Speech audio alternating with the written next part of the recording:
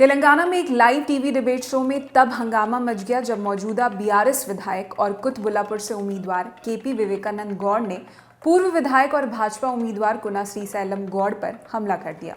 विवेकानंद गौड़ ने कुना का गला पकड़ लिया। इसके बाद भयंकर बवाल मच गया। क्या है पूरा मामला, बताते हैं। एक टीवी चैनल पर चुनावी डिबेट चल रही थी। बातचीत गंभीर होती गई। आरोप प्रत्यारोप तो चल ही रहे थे। भाजपा उम्मीदवार कुना श्रीसैलम गौड़ की बात पर बीआरएस विधायक केपी विवेकानंद गौड़ को गुस्सा आ गया। गुस्सा भी ऐसा कि श्रीसैलम की ओर दौड़ पड़े और सीधा उनका गला पकड़ लिया। मामला बिगड़ता देख आसपास खड़े लोग श्रीसैलम को बचाने के लिए भागे। तब जाकर दोनों को छुड़ाया गया। ऐसा नहीं है कि केपी विवेकानंद को पहली बार इतना गुस्सा आया है। इससे पहले उनके समर्थकों की भीड़ ने एक रैली के दौरान एक डिलीवरी बॉय को पीट दिया था। लेकिन ये इतने गुस्से वाले विधायक केपी विवेकानंद हैं कौन? के पांडु विवेकानंद गौड़ ने शुरुआत में टीडीपी के साथ गठबंधन किया था, लेकिन बाद में भारत राष्ट्र समिति में शामिल हो गए। वर्तमान में बीआरएस यानी भारत राष्ट्र समिति पार्टी से विधायक हैं। फिलहाल तेलंगाना के मेड्चल मलकजगिरी जिले में कुतबुल्लापुर निर्वाचन क्षेत्र का प्रतिनिधित्व करते हैं। 2014 के विधानसभा चुनावों में उन्होंने बीआरएस के हनुमंत रेड्डी को 39,024 वोटों की पर्याप्त बढ़त के साथ हराकर जीत हासिल की। इसके अलावा 2018 के आम चुनाव के दौरान उन्होंने एक बार फिर बड़े अंतर से जीत हासिल की। कांग्रेस उम्मीदवार कुना श्रीसैलम गौड़ को 40,000 से अधिक वोटों से हरा दिया था।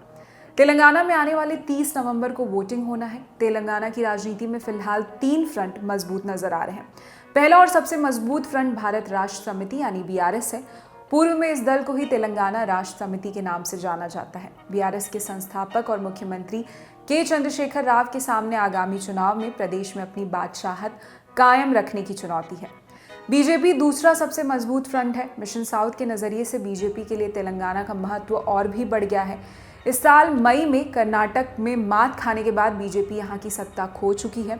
अब पुडुचेरी को छोड़ दें तो दक्षिण भारत के किसी भी राज्य की सत्ता बीजेपी के पास नहीं रह गई है। दक्षिण भारतीय राज्यों में बीजेपी की उम्मीदें अब तेलंगाना में प्रदर्शन पर ही टिकी हैं। तेलंगाना में तीसरा फ्रंट कांग्रेस का है। केसीआर का वर्चस्व स्थापित होने से पहले आंध्र प्रदेश एक राज्य था, जब तेलंगाना का इलाका राजनीतिक पकड़ के लिहाज से कांग्रेस का मजबूत गढ़ माना जाता था। आगामी विधानसभा चुनाव में कांग्रेस के सामने पुरानी राजनीतिक हैसियत को दोबारा हासिल करने की चुनौती है। तेलंगाना के साथ मध्य प्रदेश, छत्तीसगढ़, राजस्थान और मिजोरम में भी अगले महीने चुनाव है। मध्य प्रदेश में 17 नवंबर, राजस्थान में 25 नवंबर, मिजोरम में 7 नवंबर और तेलंगाना में 30 नवंबर को मतदान होगा। वहीं छत्तीसगढ़ में 7 और 17 नवंबर को 2 चरणों में वोट डाले जाएंगे। इन 5 राज्यों में मतों की गिनती 3 दिसंबर को होगी। इसी के साथ इस वीडियो में इतना ही। इस खबर पर क्या है आपकी राय में कमेंट सेक्शन में बताएं। आपके लिए तमाम जानकारी जुटाई थी हमारे साथी दीपेंद्र ने।